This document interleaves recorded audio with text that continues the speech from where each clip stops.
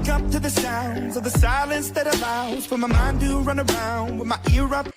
ಎಲ್ರಿಗೂ ನಮಸ್ಕಾರ. ನೀವು ವಿಡಿಯೋ ಸ್ಟಾರ್ಟಿಂಗಲ್ಲೇ ನೋಡಿದಾಗಲೇ ಗೊತ್ತಾಗಿರುತ್ತೆ ಇದು ಸ್ಕೂಲ್ ಪ್ರೋಗ್ರಾಮ್ ಅಂತ. ಎಸ್, ಇದು ಸ್ಕೂಲ್ ಆ್ಯನ್ಯುವಲ್ ಡೇ ಪ್ರೋಗ್ರಾಮ್ಗೆ ನಡೀತಿರೋ ಪ್ರೋಗ್ರಾಮ್ಗಳಲ್ಲೊಂದು ಪೇರೆಂಟ್ಸ್ ಸ್ಪೋರ್ಟ್ಸ್ ಡೇ.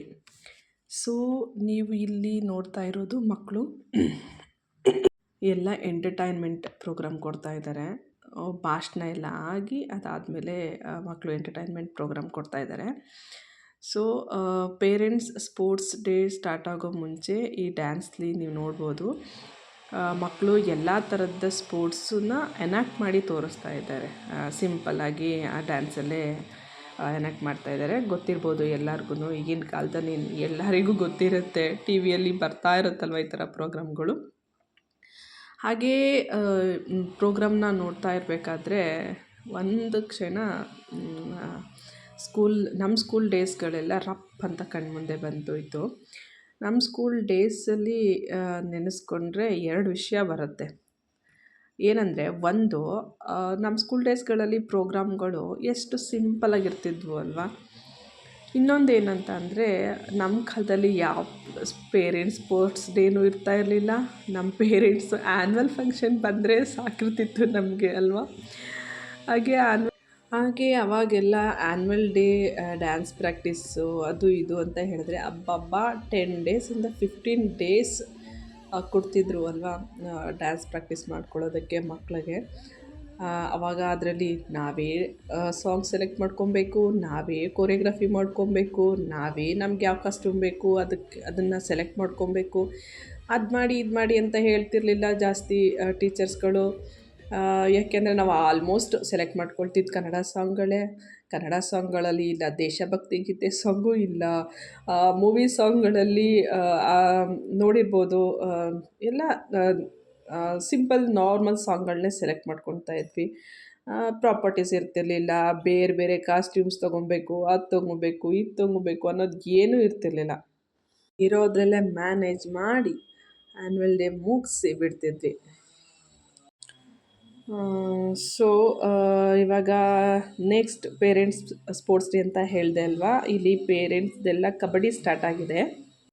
ಇಲ್ಲಿ ನಮಗೆಲ್ಲ ಯಾಕೆ ತಲೆನೋವು ಅಂದರೆ, ಪೇರೆಂಟ್ಸ್ಗೆಲ್ಲ ಯಾಕೆ ತಲೆನೋವು, ಟೀಮ್ ಸೆಲೆಕ್ಟ್ ಮಾಡ್ಕೊಳ್ಳೋದಾಗಲಿ, ಟೀಮ್ಗೆ ನೇಮ್ ಕೊಟ್ಕೊಳ್ಳೋದಾಗಲಿ, ಅದು ಇದು ಅಂತ ಯಾಕೆ ನಮಗೆ ತಲೆನೋವು ಕೊಡೋದು ಅಂತ. ಯಾಕೆ ಅಂತಂದರೆ, ಆಲ್ಮೋಸ್ಟ್ ಪೇರೆಂಟ್ಸ್ಗೆ ಯಾರ್ಯಾರು ಅಷ್ಟಾಗಿ ಗೊತ್ತಿರಲ್ಲ, ಕೆಲವ್ರು ಮಾತ್ರ ಗೊತ್ತಿರ್ತಾರೆ ಅಲ್ವಾ. ಎಲ್ಲನೂ ಅವರೇ ಮುಂಚೆನೇ ಟೀಮ್ಗಳನ್ನ ಸೆಲೆಕ್ಟ್ ಮಾಡಿ ನೇಮ್ ಎಲ್ಲ ಕೊಟ್ಟು ನಮ್ಮನ್ನು ಅಖಾಡಕ್ಕೆ ಇಳಿಸಿದ್ರು. ನಾವು ಕಬಡ್ಡಿ ಅಂತ ನಮ್ಮ ಹೋರಾಟನ ಶುರು ಹಚ್ಕೊಳ್ತೀವಿ ಅಲ್ವಾ. ಸೊ ಲೇಡೀಸ್ಗಳು ಯಾರಿಗೇನು ಕಮ್ಮಿ ಇಲ್ಲ ಅಂತ ಆಟ ಶುರು ಹಚ್ಕೊಂಡಿದ್ವಿ. ಇಲ್ಲಿ ನೋಡ್ಬೋದು ಆಲ್ಮೋಸ್ಟ್ ಇಲ್ಲಿ 6-7 ಟೀಮ್ ಇತ್ತು ಫಾರ್ ಲೇಡೀಸ್ಗೆ. ಅಲ್ಲಿ ಟೀಮ್ಗಳ ಹೆಸರೆಲ್ಲ ಗಂಗಾ, ತುಂಗಾ, ಯಮುನಾ, ಭದ್ರಾ ಅಂತ ಈ ಥರ ಎಲ್ಲ ನೇಮ್ಗಳನ್ನ ಕೊಟ್ಕೊಂಡಿದ್ರು. ಸೊ ವರ್ಷಕ್ಕೆ ಒಂದು ಸಲ ಸಿಗೋ ಅವಕಾಶ ಅಲ್ವಾ, ಯಾಕೆ ಬಿಡಬೇಕು. ವರ್ಷ ಎಲ್ಲ ಮನೆಯಲ್ಲೇ ಇರ್ತೀವಿ, ಒಂದಿನಾದರೂ ಹೋಗಿ ಎಂಜಾಯ್ ಮಾಡ್ಬೋದಲ್ವಾ. ಹಾಗೆ ಅಂದ್ಕೊಂಡು ಎಲ್ಲ ಲೇಡೀಸು ನೋಡಿದ್ರೆ ಇಲ್ಲಿ ಪೇರೆಂಟ್ಸ್ ಎಲ್ಲ ಬರ್ಬೋದಲ್ವಾ. ಇಲ್ಲಿ ನೋಡಿದ್ರೆ ಲೇಡೀಸೇ ಜಾಸ್ತಿ ಇದ್ದರು ಜೆಂಟ್ಸ್ಗಿಂತ ಹೇಳಬೇಕು ಅಂತ ಅಂದರೆ. ಸೋಲ್ತೀವೋ ಗೆಲ್ತೀವೋ ಸೆಕೆಂಡ್ರಿ ಒಟ್ಟಲ್ಲಿ ಪಾರ್ಟಿಸಿಪೇಟ್ ಮಾಡ್ತೀವ, ಜನದ ಜೊತೆ ಬೆರಿತೀವ, ಎಂಜಾಯ್ ಮಾಡ್ತೀವ ಅಷ್ಟೇ. ಇಲ್ಲಿ ನೋಡಿ, ಹೋದ ವರ್ಷ ಏನೋ ಚೆನ್ನಾಗಿ ಆಡಿದ್ದೆ ಅಂತ ಅಂದ್ಬಿಟ್ಟು ಪೋಸ್ ಕೊಡ್ಕೊಂಡು ಹೋದೆ. ಆಮೇಲೆ ನನ್ನನ್ನು ಒಂದೇ ಸಲ ರಕ್ಕಂತ ಕ್ಯಾಚ್ ಹಾಕ್ಕೊಂಡ್ಬಿಟ್ರು. ಆಮೇಲೆ ಏನು ಮಾಡೋದು, ಹಾಗೆ ವಾಪಸ್ ಬಂದು ಕೂತ್ಕೊಂಡ್ವಿ ನಮ್ಮ ಸೀಟಲ್ಲಿ. ಈಗ ಇನ್ನೊಂದು ಕಡೆ ಜೆಂಟ್ಸ್ದು ವಾಲಿಬಾಲ್ ಆಡ್ತಾಯಿದ್ರು. ಅವ್ರದ್ದು ಹಾಗೇ ವಾಲಿಬಾಲಲ್ಲಿ ಆಲ್ಮೋಸ್ಟ್ 6-7 ಟೀಮ್ಸ್ ಇತ್ತು. ಅವರಿಗೂ ಹಾಗೆ ರೆಡ್ ಟೀಮ್, ಬ್ಲೂ ಟೀಮ್ ಆ ಥರ ಕಲರ್ಸ್ ನೇಮ್ ಕೊಟ್ಬಿಟ್ಟು ಟೀಮ್ಗಳ ಹೆಸ್ರುಗಳನ್ನ ಕೊಟ್ಟಿದ್ರು. ಅವರು ತುಂಬ ಚೆನ್ನಾಗಿ ಆಡ್ತಾಯಿದ್ರು ರೀ, ಹೇಳಬೇಕು ಅಂತಂದರೆ.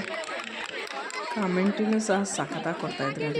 ಅಲ್ಲಿ ನಿಂತಿದ್ದವರು ಅವರ ಸ್ಕೂಲ್ ಟೀಚರೇ. ಅವ್ರು ಮಾತ್ರ ತುಂಬ ಚೆನ್ನಾಗಿ ಜೆಂಟ್ಸ್ ಟೀಮ್ಗೆ ಕಮೆಂಟ್ರಿ ಕೊಡ್ತಾಯಿದ್ರು, ಲೇಡೀಸಿಗೂ ಕೊಡ್ತಿದ್ರು ರೀ. ಇದಾದಮೇಲೆ ಊಟ ಕೊಟ್ಟರು. ಎಲ್ಲರೂ ಹೋಗಿ ಲೈನಲ್ಲಿ ನಿಂತು ಊಟ ಮಾಡಿ ನೆಕ್ಸ್ಟ್ ಬಂದ್ವಿ. ಆವಾಗ ಶುರುವಾಗಿದ್ದು ಜೆಂಟ್ಸ್ದು ಕಬಡ್ಡಿ ಮತ್ತು ಲೇಡೀಸ್ದು ಥ್ರೋಬಾಲ್ ಶುರುವಾಯಿತು. 6-7 ಟೀಮ್ ಇದ್ದವರು ವಾಲಿಬಾಲಲ್ಲಿ ಕಬಡ್ಡಿಗೆ ಬರೋ ಅಷ್ಟೊತ್ತಿಗೆ ಬರೀ 3 ಟೀಮ್ ಆಗಿದ್ದರು. 3 ಟೀಮ್ ಅವರೇ ಆಡಿದ್ರು.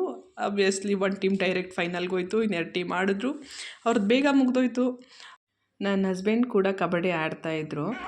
ಅವರು ನನ್ನ ಹೆಂಗೆ ಕ್ಯಾಚ್ ಹಾಕ್ಕೊಂಡಿದ್ರು ಹಾಗೆ ಈಸಿಯಾಗಿ ಕ್ಯಾಚ್ ಹಾಕ್ಕೊಂಡ್ರು.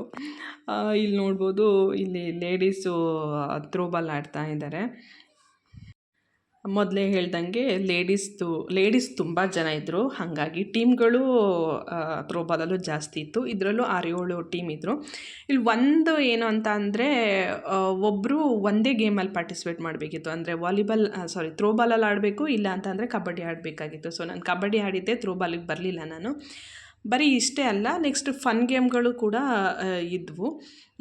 ಫನ್ ಗೇಮ್ಗಳಲ್ಲಿ ಏನೇನೋ ಲೇಡೀಸ್ಗೆ ಬೇರೆ ಮತ್ತು ಜೆಂಟ್ಸ್ಗೆ ಬೇರೆ ಅಂತ ಹೇಳಿಬಿಟ್ಟು ಸಪ್ರೇಟಾಗಿ ಮಾಡಿದರು. ಅದನ್ನು ನೆಕ್ಸ್ಟ್ ವೀಡಿಯೋದಲ್ಲಿ ಹಾಕ್ತೀನಿ.